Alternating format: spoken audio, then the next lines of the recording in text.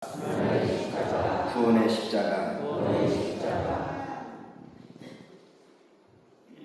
예수님의 재판의 판결의 키를 쥐고 있었던 빌라도는 결국 밀란을 두려워하는 까닭에 죄 없으신 예수님을 십자가에 못 박으라고 하는 마지막 최종 언도를 내리게 되어집니다.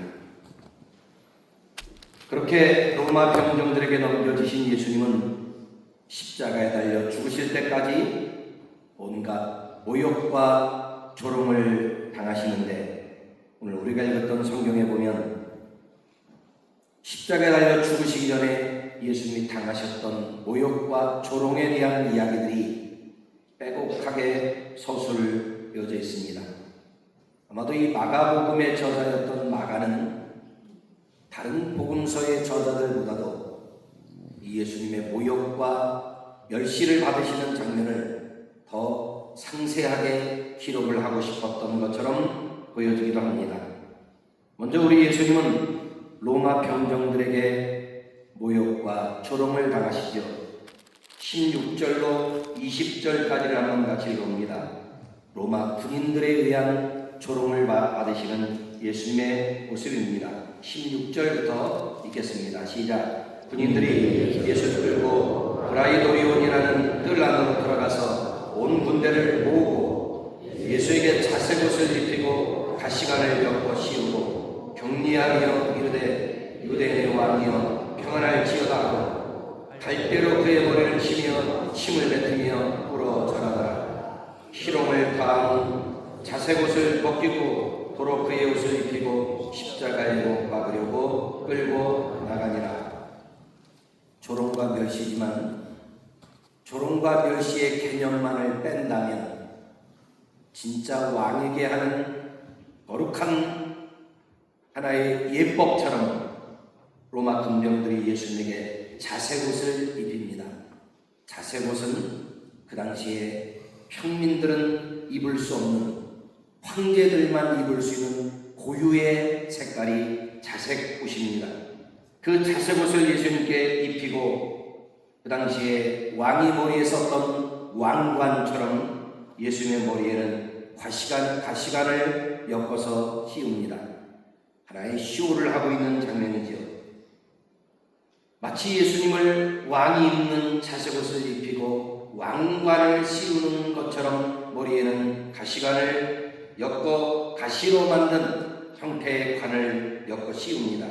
그리고 군인들이 도열해서 경례를 합니다. 유대인의 왕이여 평안할지어다. 그리고는 갈대로 그의 머리를 치며 침을 뱉으며 꿇어 절하더라. 능욕이고 모욕이 아닐 수 없습니다. 한 인간을 향한 가장 큰 조롱의 표현이기도 합니다.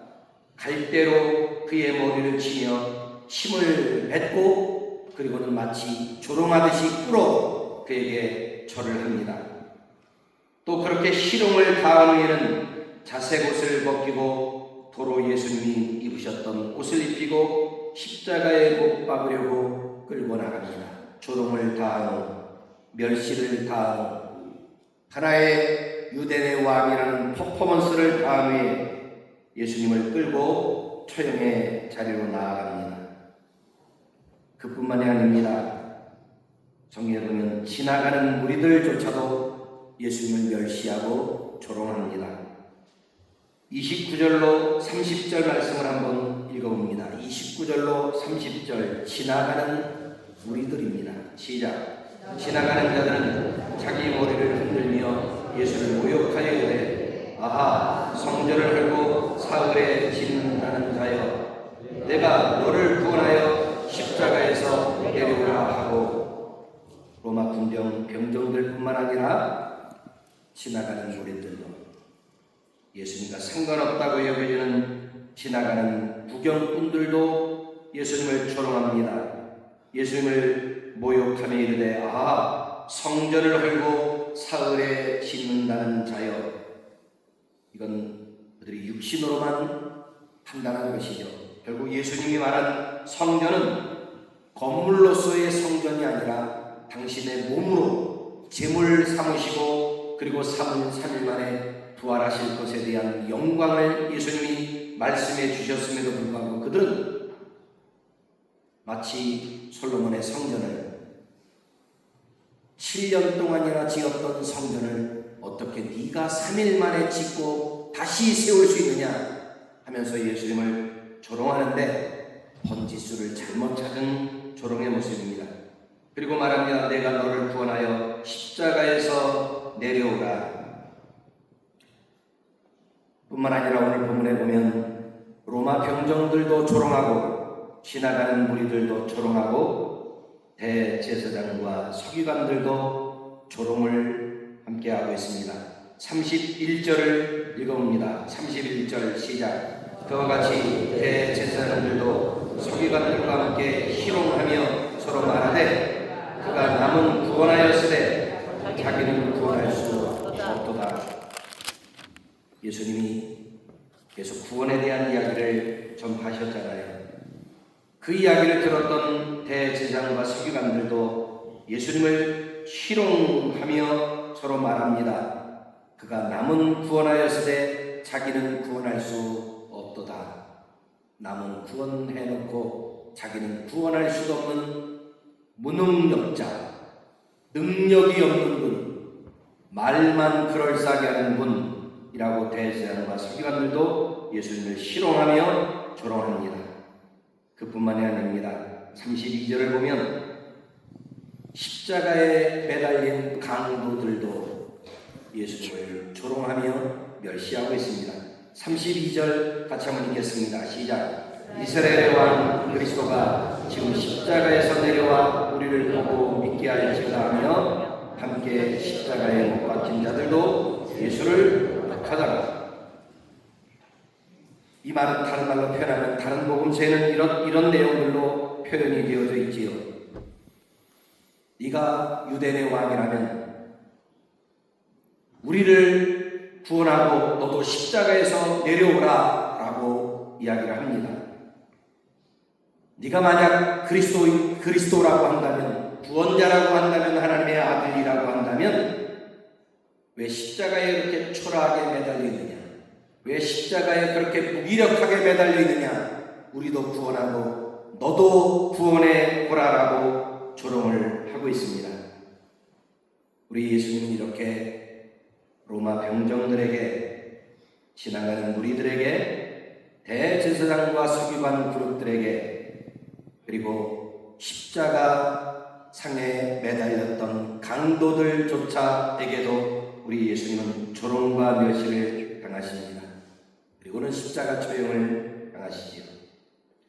원래 이 십자가형은 로마의 형벌 가운데 하나지만, 그러나 이 로마도 이 십자가의 형벌만큼은 페르시아 제국으로부터 이 십자가 형벌을 배운 겁니다.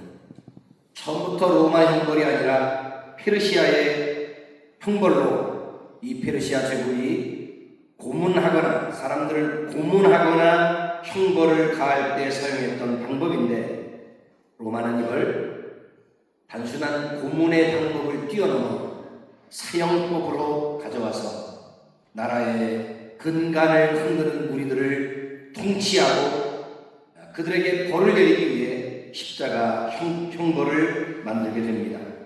로마 법에는 이 십자가형을 아무에게나 내리지 않습니다. 십자가에 매달리는 이 형벌은 그 당시에 노예들에게나 중죄인에게, 그러니까 밀란을 일으켰거나 살인을 저질렀거나 끔찍한 국가적인 범죄를 저지른 사람들에게 십자가형을 내리도록 했고, 자국 백성은 어떠한 죄를 져도 십자가 형벌에 달리지 않습니다. 로마 사람들, 자국 백성은 십자가 형벌에 매달리지 않고 노예들 혹은 다른 나라에서 포로로 잡아왔던 사람들에게 얘네 까불면 죽어, 이렇게 본때를 보여주는 법이 십자가 형벌이란 말이에요. 높은 곳에 십자가 나무를 매달아놓고 거기에 사람을 달려 죽입니다. 이 십자가 형벌은 말 그대로 본때를 보여주는 형벌이란 말입니다. 그 십자가에 매달린 사람의 고통과 울부짖음을 보면서 사람들이 공포의 전율을 느끼게 만드는 형벌입니다. 그래서 까불지 마.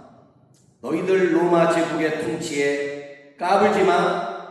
만약에 너희가 이렇게 로마 정부에 대적을 하거나 반항을 하면 너희들도 저렇게 죽는 거야 라고 본때를 보여주는 형벌이 로마 제국에서 사용했던 십자가 형벌이란 말입니다. 십자가에 사람을 매달아 죽게 할 때는 양손을 높이 들게 합니다. 그리고는 이 든 양손을 나무에 매달고 그리고 못을 받고 자기의 육체를 그 못에 의해서만 고정을 시키게 만듭니다. 그리고 사람이 매달릴 수 있는 발에도 십자가 대못을 박습니다. 그러면 양손과 발에 못만 박혀 있는데 그 못에 내 온 체중이 실려야 되는 것입니다. 그리고 그것이 고통스럽고 아프니까 십자가에 매달리면서 손을 비틀거나 몸을 비틀면 그 못에 의해서 구멍은 점점 커지게 되어지고 피는 계속 흐르게 되어지지요. 위에서부터 피가 몸 아래로 흐르게 됩니다. 그런 사이에 맥박 속도는 점점 빨라지고 결국 시간이 흐르면서 두뇌와 심장에 순환하던 피가 부족하게 되어지고 결국 죽음에 이르게 하는 형벌, 피를 말려 죽이는 형벌이 십자가 형벌입니다. 본때를 보여주는 형벌, 피를 말려 죽이는 형벌, 그것이 십자가의 처형입니다. 그러나 그들은 죄인을 십자가에 매달아 죽기 이전에 심한 매질을 통해서 이미 십자가에 달리기 전에 그 십자가에 달리는 고통도 모를 만큼 이미 심한 매질을 통해서 거의 반죽은 빈사 상태에 이르는 상황 속에서 십자가에 매달고 그리고 마지막 죽음을 기다리게 합니다. 자, 왜 예수님이 이렇게 조롱을 당하셔야 할까요? 로마 병정들에게, 아무 상관없는 지나가는 무리들에게, 대제사장과 서기관들에게, 심지어 함께 십자가에 매달려 있는 다른 강도들의 입에서조차도 예수님을 향한 조롱과 멸시가 던져지고 있습니다. 예수님이 이렇게 조롱과 멸시를 받으시면서 죽으셔야만 했던 이유가 도대체 어디 있을까요?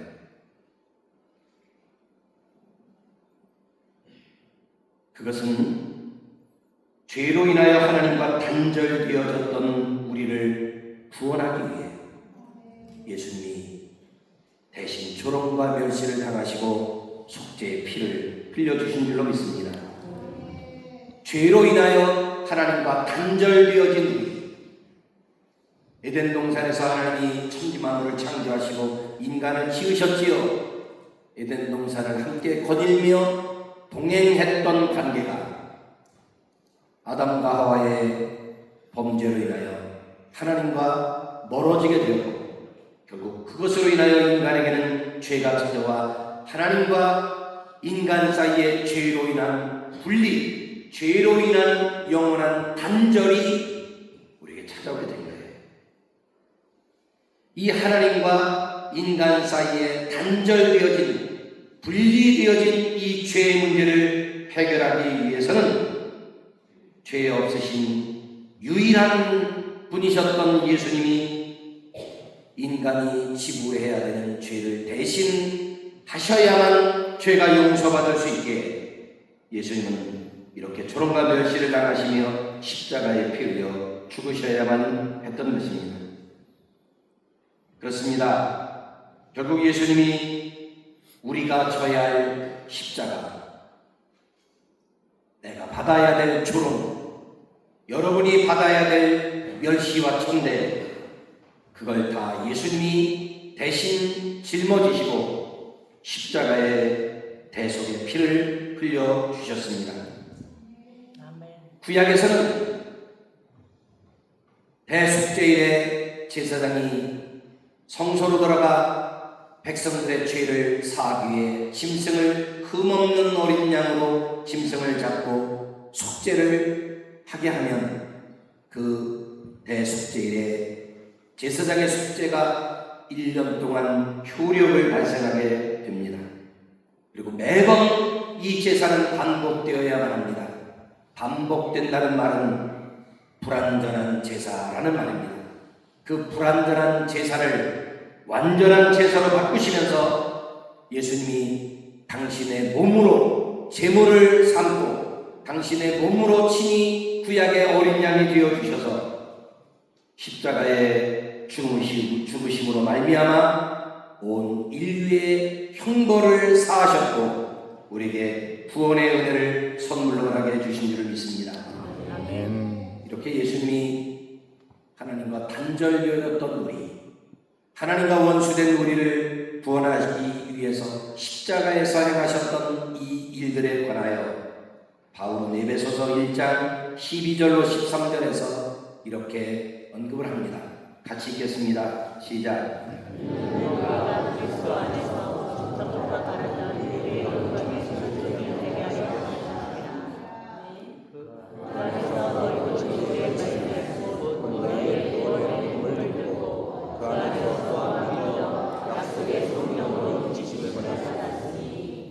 할렐루야. 바울은 계속 말씀을 이어갑니다. 그때 너희는 그리스도 밖에 있었고 이스라엘 나라 밖의 사람이라 약속의 언약들에 대하여는 외인이요 세상에서 소망이 없고 하나님도 없는 자이더니 이제는 전에 멀리 있던 너희가 그리스도 안에서 그리스도의 피로 가까워졌느니라. 할렐루야. 예수님이 십자가의 대속의 피 흘려 죽으시기 이전에는 우리가 구원과 상관없는 구원의 밖에 있었던 사람들이었습니다. 외인이었습니다. 그러나 그렇게 세상에서 사는 동안에는 소망도 없고 하나님도 없는 자이었습니다. 그런데 그렇게 멀리 있던 우리를 그리스도 안에서 그리스도의 피로 하나님과 단절되어졌던 우리를, 하나님과 원수되어졌던 우리를 예수 그리스도의 피로 하나 되게 하셨고 화목하게 하신 줄 믿습니다. 에베소서 1장 16절 말씀 같이 한번 읽어보겠습니다. 에베소서 1장 16절 시작. 내가 기도할 때 기억하며 너희로 말미암아 감사하게 주지 아니하고. 제가 성경 본문을 잘못 준 것 같아요.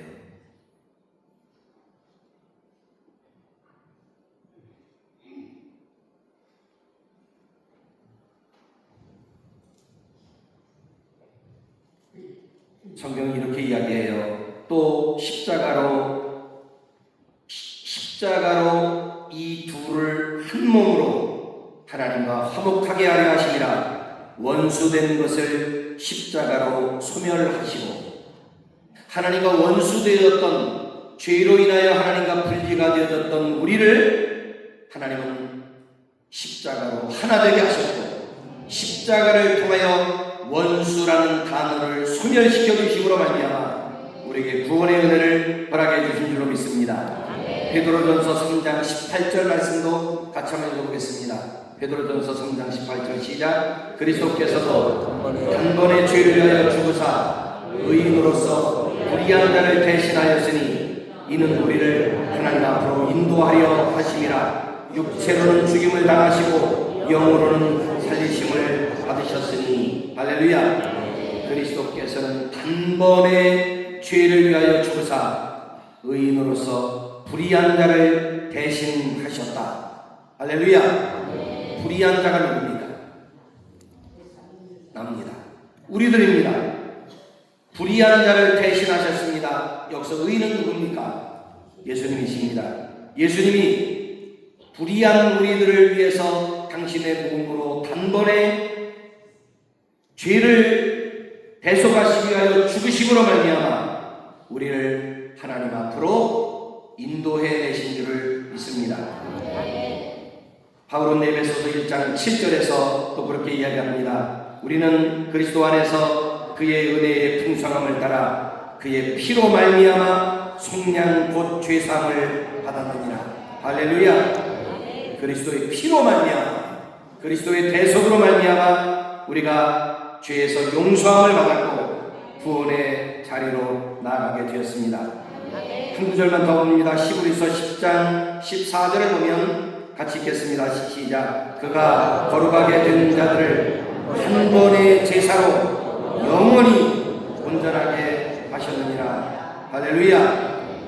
구약에서는 매번 1년마다 제사를 지내야만 1년 동안 내 죄가 용서받는 효력을 발생했지만 그런 불완전한 제사를 우리 예수님이 한 번의 제사로 영원히 온전하게 하신 사건이 십자가의 대속의 사건인 줄로 믿습니다. 성도 여러분, 천국은 누가 가느냐? 죄 없는 자가 가는 곳이 아니냐.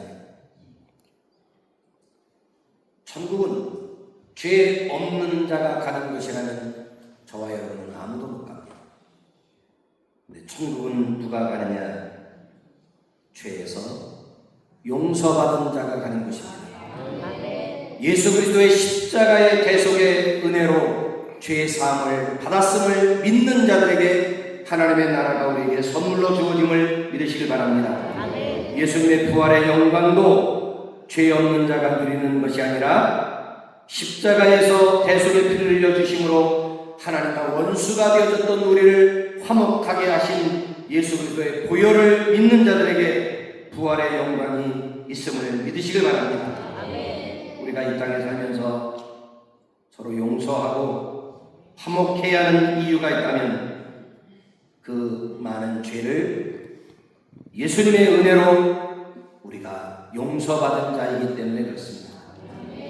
죽어 마땅한 죄, 멸시천대 모욕을 당하면서 죽어 마땅했던 우리가 예수님의 십자가의 대속으로 무한한 사랑과 긍휼을 입었던 까닭에 엄청난 죄의 용서를 받은 우리가 주변에 있는 다른 사람들의 작은 허물을 덮고 용서해 주어야 하는 이유는 내가 엄청난 죄를 용서받은 죄인이기 때문에 그렇습니다. 예수님은 우리 안에 있는 들보까지도 용서해 주셨는데 우리는 다른 형제의 눈에 있는 티를 용서하지 못하고 있다면 내가 용서받은 사실을 외면하고 있는 어리석은 자의 모습인지도 모릅니다. 이제 우리는 부활절을 맞이하게 될 것입니다. 고난을 이기신 예수님이, 십자가에서 멸시와 천대를 극복하신 예수님이 우리에게 주신 영광이 부활인 줄로 믿습니다. 이 고난주간 끝자락에 그리고 부활절을 맞이하면서 저와 여러분이 깊이 각성하고 묵상해야 될 내용이 있다면 이 십자가의 대속의 은혜를 감사하는 것뿐입니다. 뭐 할 게 있겠어요? 내 생명의 값을, 내가 죄값을 내 생명으로 지불해야 했음에도 불구하고 예수님이 대신 십자가에서 내 생명의 값을 지불해 주셨던 이 은혜를 우리는 그저 감사할 것밖에 없다는 말이에요. 무엇으로 여러분의 생명의 값을 속절할 수 있겠어요? 부활절에 감사헌금을 드린다면 여러분의 생명의 값이 얼마가 되겠어요? 내 생명의 가치가 여러분 얼마나 되겠다고 생각하십니까?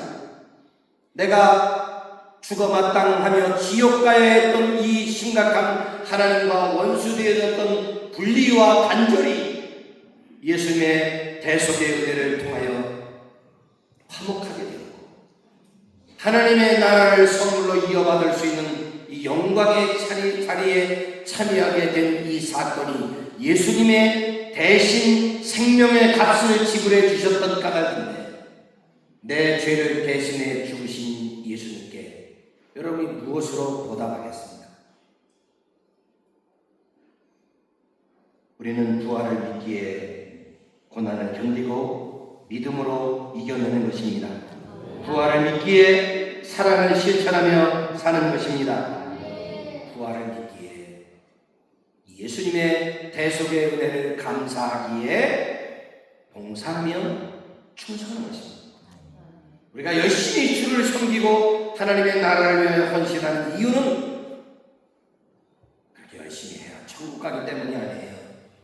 그렇게 열심히 해서 상급받기 때문만도 아닙니다. 우리가 열심히 주를 섬기고 충성하는 이유는 예수님이 내가 죽어야 될 내 생명의 값을 대신 지불해 주셨기에 그 은혜에 대한 보답이 충성이란 말이에요. 그 은혜에 대한 감사가 헌신이란 말이에요. 그 은혜에 대한 감사가 우리가 하나님의 나라를 위해 우리의 삶을 드리는 헌신의 열매입니다. 예수님의 대속을 헛되이 여기지 않고 늘 십자가를 묵상할 때마다, 성전을 찾아와 예배할 때마다, 십자가를 바라볼 때마다 내가 죽어야 될 저 자리, 내가 멸시와 천대와 조롱을 받아 마땅했던 그 자리에서 예수님이 내 대신 속죄의 피를 흘려 주셨지. 그 예수님의 생명 값으로 내가 오늘을 살 수 있는 특권을 누리게 됐지. 이걸 무엇으로 보답할까? 이 마음으로 살아가는 것이 부활신앙을 가진 그리스도인의 모습인 줄로 믿습니다. 아멘. 교회 일 조금 한다고 공치사지 말고, 교회 일 조금 열심히 한다고 자랑하지 말고, 그 뭐 자랑하겠어요? 주님이 주신 생명의 값에 비하는 조적 지혈이지, 세 발의 피지. 뭐 우리가 자랑하면서 할 게 뭐가 있겠어요? 그저 하나님의 은혜지요. 아멘. 아멘. 그저 하나님의 은혜지요. 아멘. 그저 하나님께 감사할 마음뿐이지요. 아멘. 그 신앙 고백으로 살아가는 저와 여러분의 삶이 되시길 주의 이름으로 축원합니다.